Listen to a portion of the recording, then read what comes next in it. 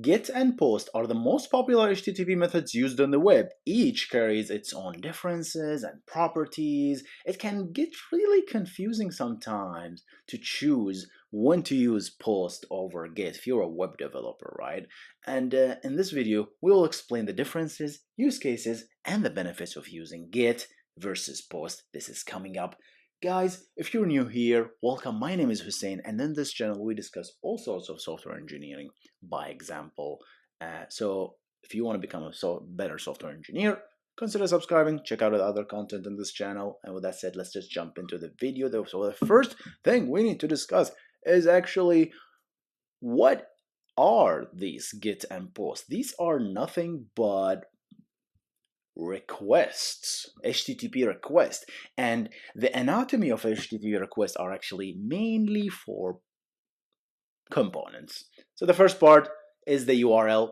I'm requesting to fetch twitter.com. I'm requesting to create a new tweet, twitter.com/create, right? So this is the URL or the URI. So the universal resource identifier/link. The second part of a request is what kind of method do you send to the server? Is it get? Is it post? Is it put? Is it delete? Is it options? Is it head? So there are a lot of methods in each of this request type. Okay, so headers is the third part of this. That's another part of the HTTP request, and these are like content type, for example. What kind of content are you sending me to through this request, right? Or cookies, for example, is another part of headers. There are a lot of other headers you can check in the MDN page.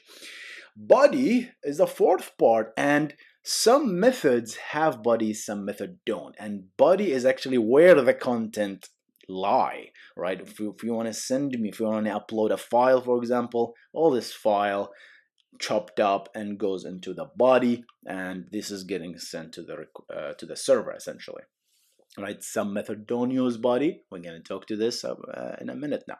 So 4-part: URL, method type, headers, and body. So memorize those because we're going to use them in the next slide, because we're going to talk about when to use get versus post. And there are a lot of properties we need to talk about in order to really, as a web developer, know what is get and what is post. Even a back-end developer needs to know these things, because at one point you're going to build a web server, right? So you're going to configure the web server. You really understand these two things. Okay, so the first thing we're going to do is body. Get does not have a body, right? Versus post does. So when you try to send data, that means now you're limited to how much data you can send to the server through get requests, right? And to understand this, there's the only part that you can send data in is actually the first part we discussed, is the URL, and that's it. So if you want to send a request, like get request, you're querying the server, like google.com, for example. You're going to do a search. Google start adding these URL parameters at the URL, like q equal the search term, right? And these are the only place you can really send data through get. Everything goes through the URL. If you want to send information, it goes to the URL. You don't have any body, unfortunately. Post, on the other hand, you can send as much data as you want. You have the entire URL plus the body. So post have body, get doesn't. Data request limit. Because get only uses the URL, there is a limit to the URL length, obviously. And that, guys, this is 2048 byte standardly. But at the back end, though, some web servers have more limits on that, right? There's like Tomcat Linux have, I think, 8,000 something, while IIS information, the web server, the Internet Information System web server for Microsoft has this limit, right? 2048. And that's actually accurate limit, I think, in my opinion. Right, so there is a limit to how much data you can send through get, right? And this is very important. Post, you don't have a limit. You have the full 2048 plus the entire body you can send data in. So you can just slam data in as much as you want. Data type, since get only uses the URL, and the URL you cannot put UTF-8 characters. It's only ASCII, right? And because you can only send ASCII characters to yours, you're kind of limited to what kind of data you can send. So if you're making a request and you want to send some localized text like Arabic or Japanese, then you might want to use post instead, okay? And just put it in the body instead of the get, right? Safe. So what does that mean, right? Get is safe and post is not. Okay, what does that mean? So safe is not really what you think here. It's not like unsecure, right? Safe is the definition of a safe HTTP method is a method that does not change the resource that is requested. So for example, if I go to google.com, I'm not changing that resource. If I am requesting my user profile, right, in Twitter /profile or Instagram, I'm not really changing anything. I didn't update my name or anything. I'm just asking, hey, give me my profile, right? So that is called a safe method. Post, on the other hand, by definition, changes the back end, because post, the definition of post is, hey, I'm gonna post something now. I'm posting a new blog post or creating a new entry, like creating a new to-do list, right? Everything that has to do changing the server, right? So that's a post. That's the definition of post. Obviously, guys, you can break these rules as a developer, but it's good to follow these rules because browsers are built on these rules and they optimize their fetching and caching based on these rules. So if you're not following the rules, your web application will suffer as a performance, right? So get only reads, post changes, right? That doesn't mean post cannot read. Post also reads, right? And we're going to come to that as well. So safeness, get is safe, post is not safe because it changes the backend. And that will bring us to our other point, which is idempotency. So what does that word mean? It's a very computer sciencey word. So idempotency is the ability to make multiple requests to the same resource, right, without changing the request. So they are identical, right? So if I make multiple requests to, like, I can make as many get requests as possible to my profile and nothing will change, right? It's kind of different than safeness. Post, on the other hand, if I make a post request, I'm always changing the backend. I'm let's say creating a new to-do list, like /to-do, right? I'm always, every call to post, I'm gonna change the backend. This now sounds like it's kind of similar to safe, but it's not. So there are methods that changes the backend, but they are idempotent, right? Things like put, updating the profile. Like I am gonna update my email. So if you send an email, hey, update my profile, so this is my new email, you can send this request as many times as you want because we're going to always overwrite your record with the new email, which is the same email. So it is idempotent. It didn't change the resource per se the second time, but it is not safe because this resource has changed. Does that make sense, guys? So there is like a little bit of difference. Ask me in the comments question if you got that. I can explain more. Because of the safeness and idempotency, you can do caching and prefetching. So let's explain this too. Caching is the ability for the browser to keep responses coming back from the server without making another request. And this is the very popular thing is e-tags. I'm going to reference a video here that we made, a full videos on e-tags and how they work. But essentially, in a nutshell, TLDR is you're going to make a request. If you make a request to a server and that resource returned the profile, for example, right? And the server returns some sort of an MD5 or a hash or a SHA. And the client keeps that SHA, keeps that tag, and then what does it do is, like, with every request to the same resource, like to the same profile, for example, it sends as, hey, that's the last hash that I got from you, server. Tell me if it changed. If it changed, return a 200 OK, and I'm gonna and return the whole content for me. If it didn't, just return a 304 code, and I'll know. And 304 code means content not modified. And if the moment does the client knows, oh, or cool, I'm going to use the cached version. So that's caching in a very nutshell, right? But again, check out that video to know more about caching.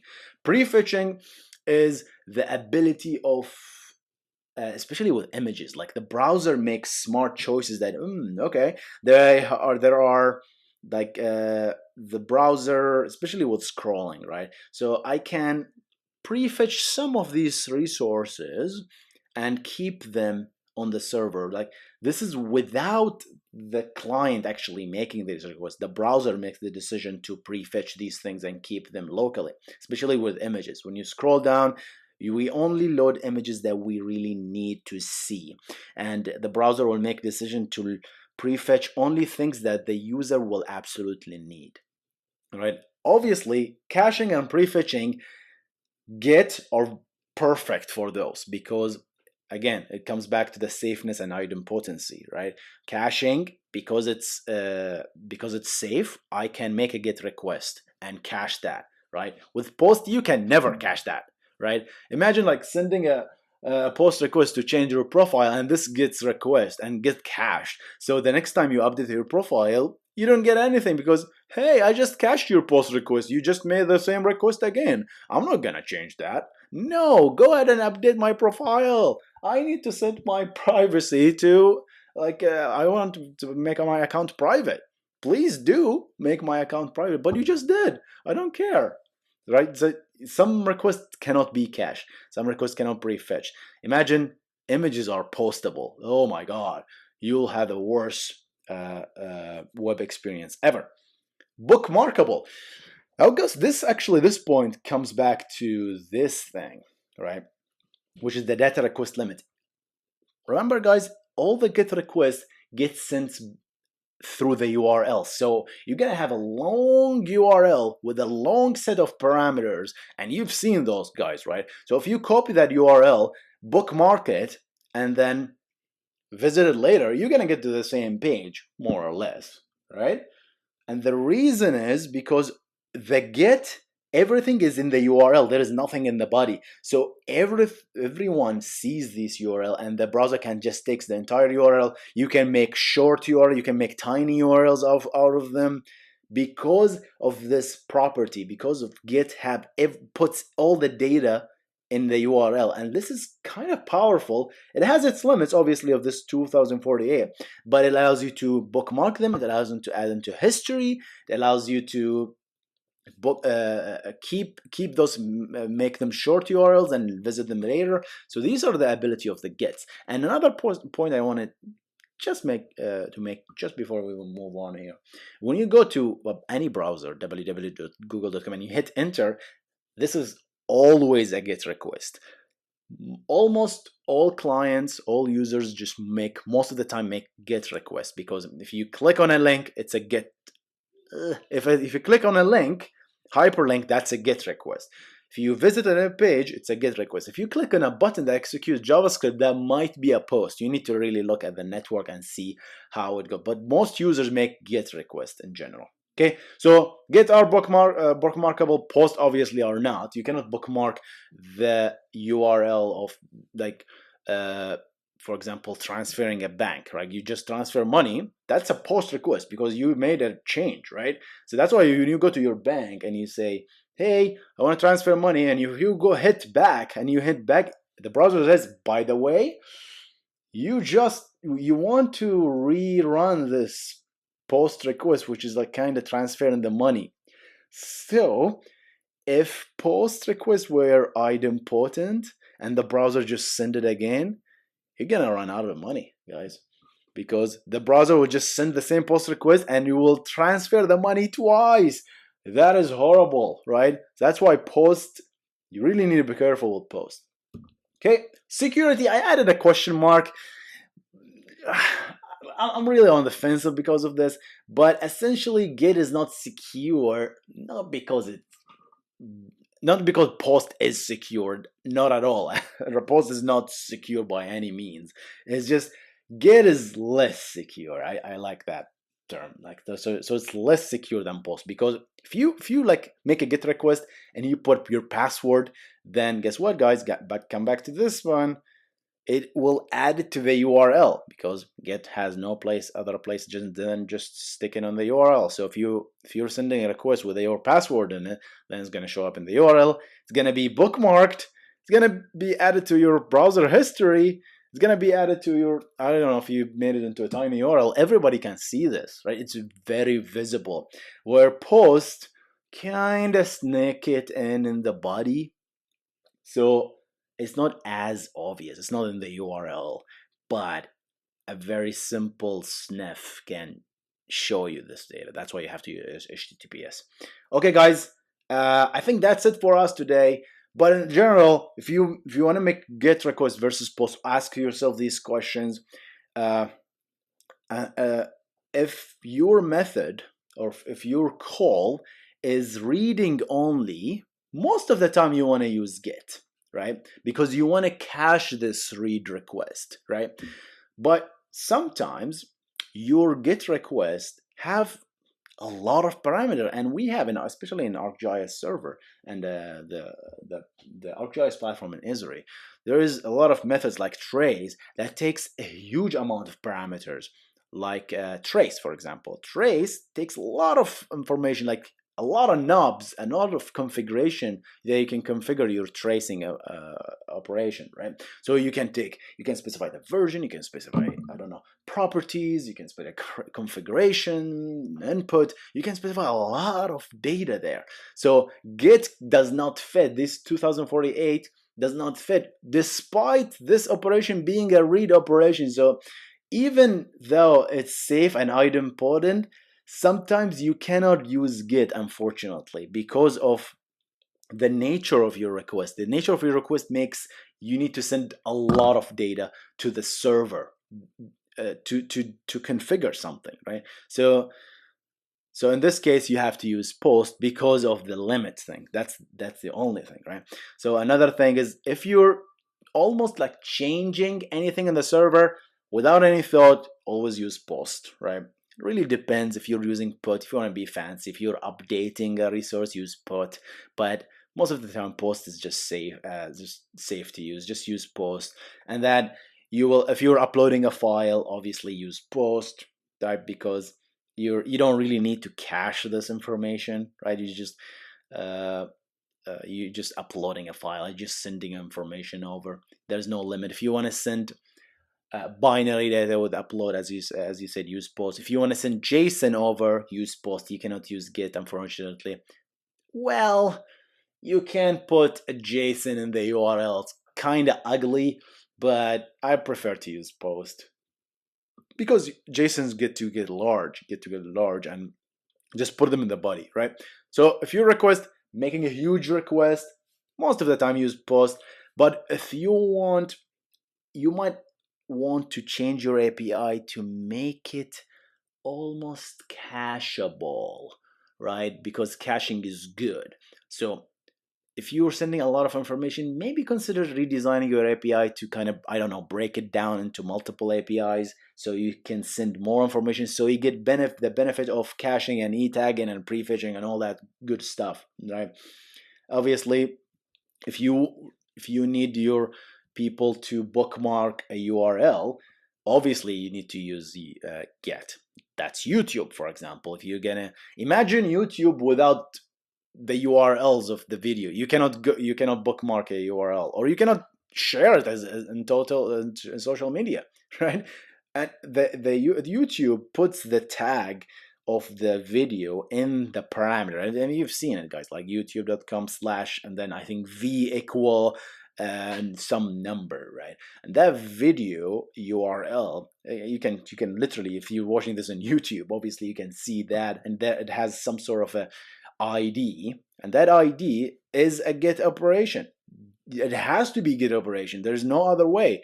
If you don't use get, then you cannot share this URL. You cannot put it in social media. People can't get back to it. You cannot bookmark it. You cannot tiny URL it. right? You cannot cache it. Well, caching YouTube is kind of sketchy, but you can cache certain information of the YouTube. Obviously, it depends if it changed or not, as we discussed. But this is in a nutshell get versus post, guys. So always ask yourself these questions. Does my request have a lot of data? Yes. Use post? No. Probably use get, right? And if it's reading only, most of the time use get. Sometimes you have to use post if you're exceeding that limit. If you're sending a non-ASCII only, you don't have any shows, you have to use post. If you're safe, if your request changes the back end of any chance, then use post. If it doesn't, probably use get, right? Again, you're gonna run into this limit of this 2048. You're gonna tread lightly, as Walter White says. So idempotency, obviously, caching and prefetching, bookmarking, and obviously security, which is kind of All right, guys. Hope you enjoyed this episode. I am gonna see you in the next one. You guys stay awesome.